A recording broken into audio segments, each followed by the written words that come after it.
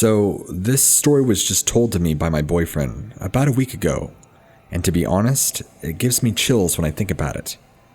I'll tell this story from his point of view, so that it makes a little more sense. When I was about 9 or 10, me and a couple of other my kids my age would always go to our school's playground on the weekend, when we found ourselves bored at home. There were 6 of us, 4 boys and 2 girls. One Saturday, we had planned to go to the playground around 6 p.m. It was fall, so it was already pretty dark. But my mother was okay with it, since our school was only 2 blocks away from the house. So, I grabbed my keys and phone and head out.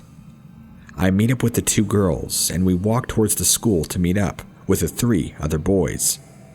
We're playing around, doing whatever it is 10-year-olds do, and eventually, we separate and play different games with one another.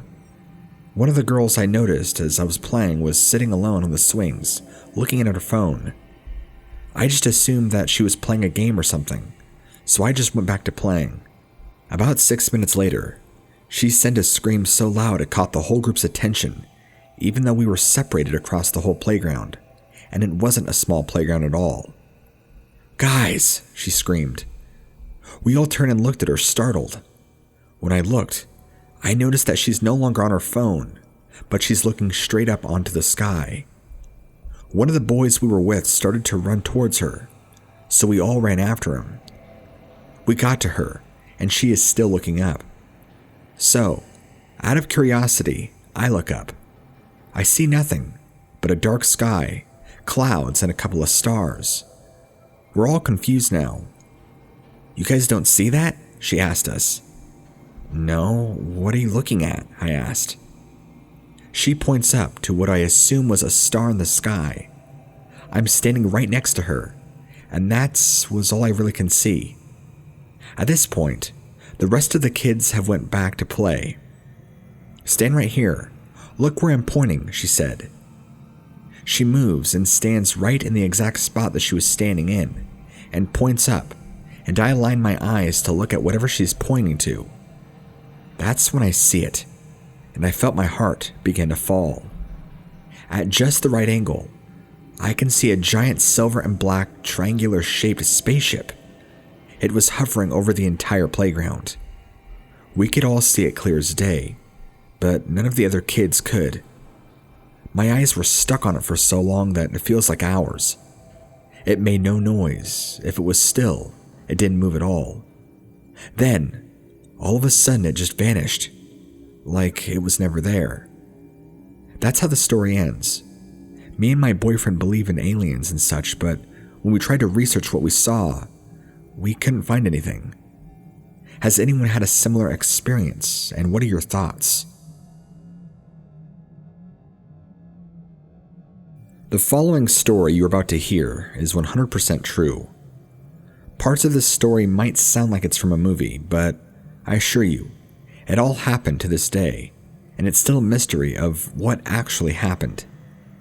It was the last few minutes of class before school ended for spring break. As me and my best friend Josh were waiting for the buses to pull up and take us home, we began talking about what we wanted to do over our spring break trip. We talked all the way home, from playing basketball, working out, to even building our own go-kart out of scraps that his grandfather had in his old beat-down shed in the back. When we finally arrived at our destination, getting ready to step off the bus, our other friend Kimberly stopped us and asked us if we could meet up a little later that night. See, we all lived in the same area, so we decided to meet up around 11 o'clock so our parents would think we were in bed. Later that night, before we snuck out of our houses, we called Kimberly and asked where she wanted to meet at. We all decided to meet up at a little crossroads section about 4 miles out from where we lived. The only problem is it's all simple gravel roads surrounded by thick woods that stretches about 15 miles to the nearest highway. So, naturally, we were a little scared to begin with to walk out there by ourselves in the dead of night in the middle of nowhere. On the way there, me and my friend Josh were talking about the old haunted slave shack that still resigned there since the 1800s, just about a mile to the left where we were meeting up at. As we pressed forward, my friend and I began feeling like we were being watched from a distance. Shrugging it off, we continued down the old creepy road, still talking about the slave shack that we noticed, a shooting star. It zoomed right in the night sky. This is where this night would haunt us forever. We continued down the old gravel road, still talking, when all of a sudden, we see 2 more shooting stars, then another, and another, until it looked like a machine gun was shooting stars from it. We were amazed by what we had just seen, but we finally reached our destination, seeing Kimberly sitting on the patch of grass on the side of the road. We all hugged and just sat there talking about what we were going to do during spring break. Hours have passed, and it's now 3 a.m. in the morning, still sitting and talking. Then, out of nowhere, this unusually large dog approached us. It was very sweet, a very loving kind of dog, not usual for a stray. I decided to get up and stretch my legs while Kimberly and Josh were still petting the dog. Out of the corner of my eyes, I seen this dog in the distance, sitting in a very propped way, as dogs do when they sit. But as I looked and stared at this dog, all I could see was the black shape of his silhouette.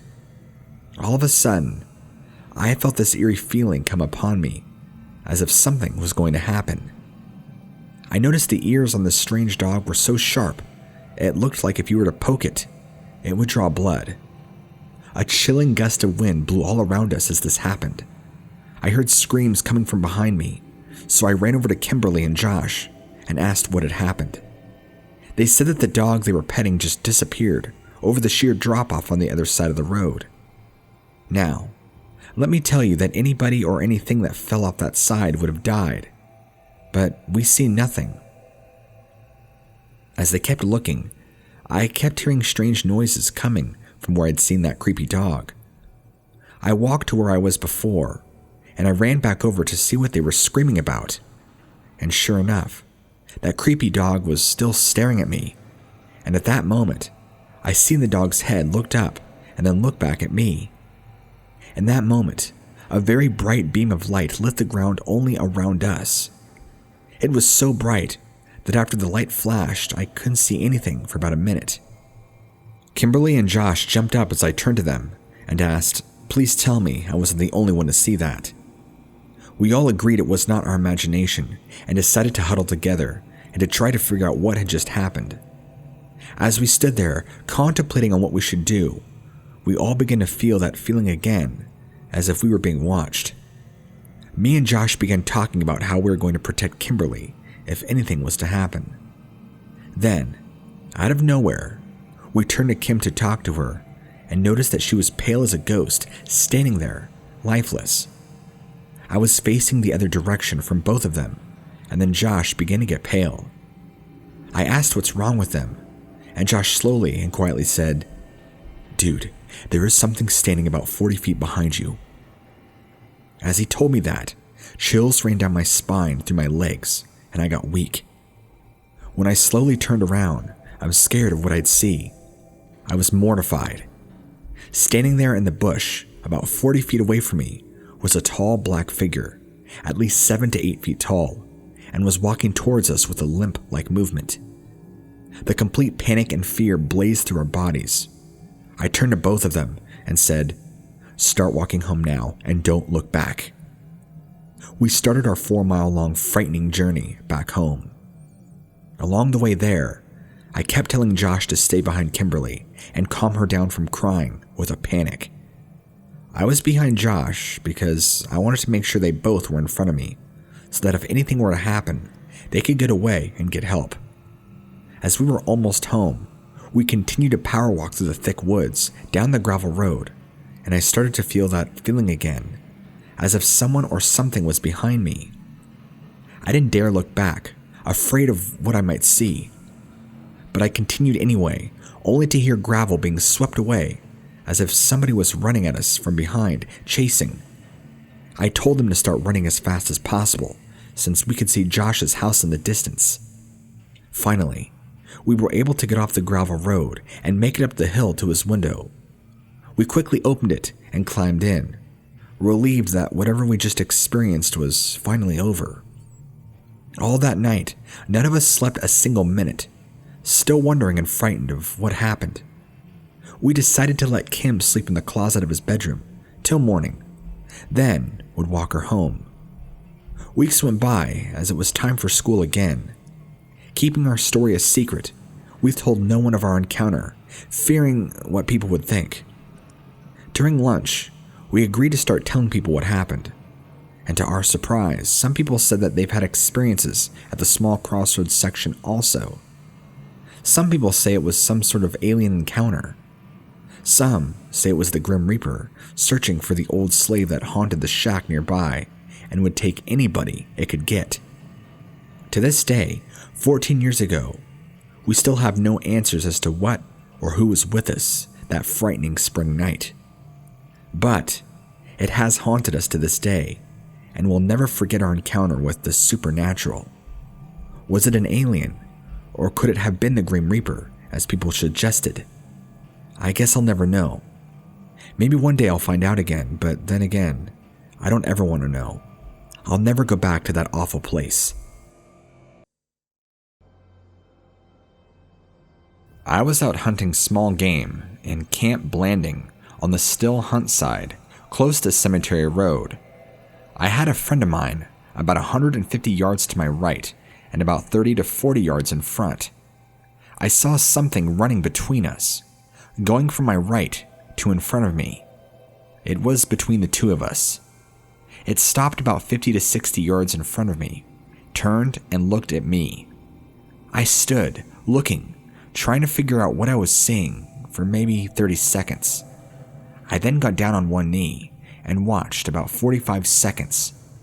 It turned to its right, my left, and was gone.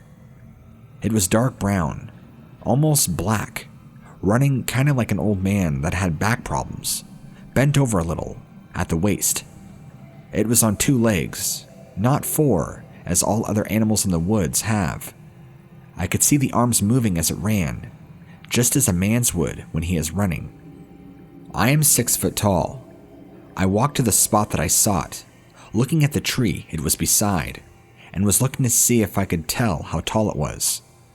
From what I could tell from what I saw, it stood about 7 foot tall. I looked for any tracks, found none as it was a swamp. Nothing but water. But you could see evidence that something was there from the way the grass in the water was laid over. I called to my friend, asked if he saw anything. He said no. We both began walking, hunting more, all the while I was thinking about what I saw. We walked about a half mile from where I saw it, whatever it was, and he saw a very large pile of feces on the ground. We both looked at it for a while, poking at it with sticks, trying to figure out what kind of animal that could have come from. We both have hunted for over 35 years each and have never seen anything like this. We saw a lot of grassy materials and a lot of berries in it. No hair, bone, or anything that you would see from most carnivores in the woods. I didn't get the date exactly, but it was a few days before we had to go back to school. Me and my friends were camping in the woods in Middleburg. It was about 9 or 10 p.m. at night. I didn't have a watch on me, so I can't be exact. But as me and my friends were hanging out, I decided to take a walk along the creek that basically circled the camp. Well, it had been about 15 minutes after I left my friends when I decided to sit back down by the creek. Well, a minute later, I heard some rustling leaves and sticks across the creek, so I listened closely. I had a flashlight, but I did not use it yet. It stopped at the edge of the creek. Well, when it stopped, I turned on the light, and about 5 yards out of the light's beam, a large creature saw the light and turned around and just took off running. It had to have been large because as it ran 10 to 20 yards into the brush, it was shacking and pushing trees out of the way. And these trees were decently thick, a good 6 inches thick. It stopped about 30 yards in and gave off a weird, disturbing, in my best description, a growling snarl. It's hard to describe exactly. That's when I yelled an exclamation and ran back to camp. I could hardly find my way back to camp. My friends had to help me. The best part of the creature that I saw was partially the back of its head. It was a brownish black and looked kind of ragged. If I had to give a good height estimate, about 6 or 7 feet tall. But it was dark, so it was hard to tell. I told my friends what had happened, and I think they didn't pay much mind to it. But later on that night, about 1 or 2 a.m., one of my friends said he awoke and heard a weird howling just about a mile away in the direction of my encounter. In 1974, I was 12 years old at the time, visiting my sister, M, and her family in Davie, Florida, with my cousin A, who was also 15 at the time. One night, we were sleeping on a pull-out couch in the sitting room when we smelled something like a skunk, only worse. We asked my sister what it was, and she said it was the skunk ape, and he comes around in the hottest summers.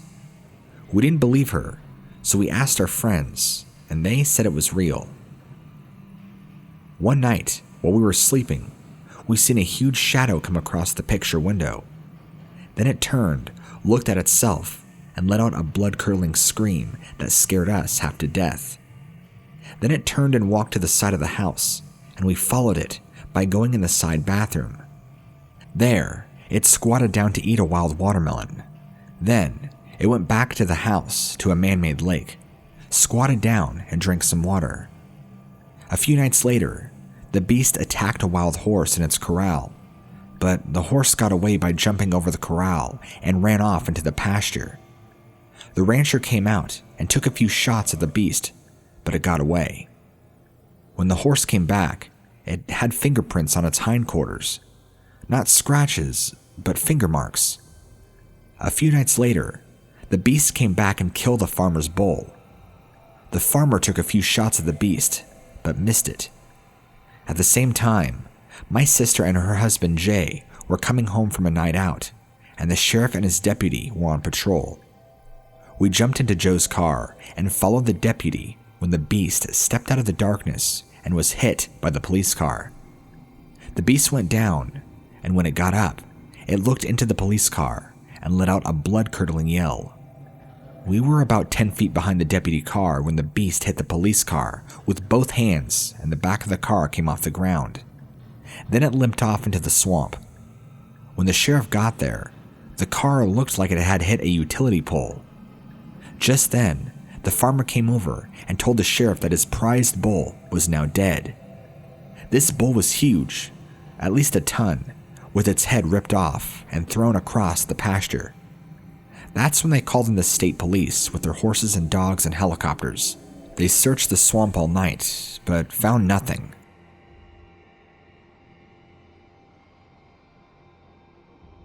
First, I'll start with the fact that I've never had to put much thought into the whole Bigfoot phenomenon. I have degrees in wildlife management and wildlife biology, and I have been a working biologist for at least 17 years. I have never believed that something could exist that has never left any concrete evidence. Furthermore, nothing similar has ever been found in the fossil record that I know of, so that has led me to believe what I know about Bigfoot to be false. Until the weekend of November 24th, 2013. I am an avid birdwatcher and wildlife photographer. I take very long hikes in various wild areas around Tampa this time of year to photograph whatever I find. I was hiking at Cypress Creek Preserve, which is in between Interstate 275 and 75, near the apex where they meet. I was walking on one of the rather wide trails and I came to a stop because I heard a noise. I had seen quite a few wild pigs that morning, and I thought I could photograph one crossing the trail in front of me. I was looking down at my camera, adjusting the ISO settings, and I saw something large move out of the corner of one of my eyes, my left, approximately 200 feet away. As soon as I saw the movement, I looked directly at it, and it was already halfway across the trail at this point. My eyes were directly on the animal as it walked, upright, across the rest of the trail and into the brush. It was very large, at least 6 feet tall or more, completely black in color with a very wide chest from front to back. It was walking completely upright with a very fast, purposeful pace. The animal was leaning forward slightly, but did not seem awkward with its steps, like a bear would be while walking upright. I slowly walked over to the spot where I could saw it cross, and I could still hear it moving through the woods in the distance. I immediately noticed that all the birds around me had stopped chirping, and the insects had stopped making noise as well. I looked for tracks or hair left on the plants in the area, but found nothing. I was able to get a picture of the palmetto on the trail where it crossed, and I put my tripod near it for the height comparison. I am extremely knowledgeable about the wildlife in Florida, but I cannot explain what type of animal that I saw this weekend.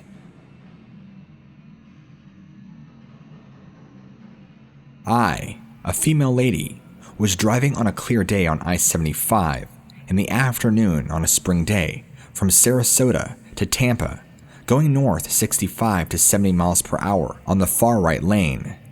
This would be on the east side of I-75. I had to take an exam in Tampa the next day, so I know the exact date that I was traveling. My window was slightly open on the passenger side to let the fresh air in. I was driving on the far right side of the highway in a heavily tropical wooded area when I saw what I first thought was a man walking fast about 50 feet away from the highway in a light grassy meadow with thick brush or tropical woods behind him. As I got closer, I saw that it was not a man, but a creature that looked like a man, with approximately 3-inch long brown hair covering its body from head to foot. When I was parallel to the creature, it quickly went into the brush wooded area and disappeared. It looked like tall, thick brush or woods. The creature looked like a male, around, I'm guessing, 6 to 7 feet tall, with a thick body, thick legs, and wide shoulders.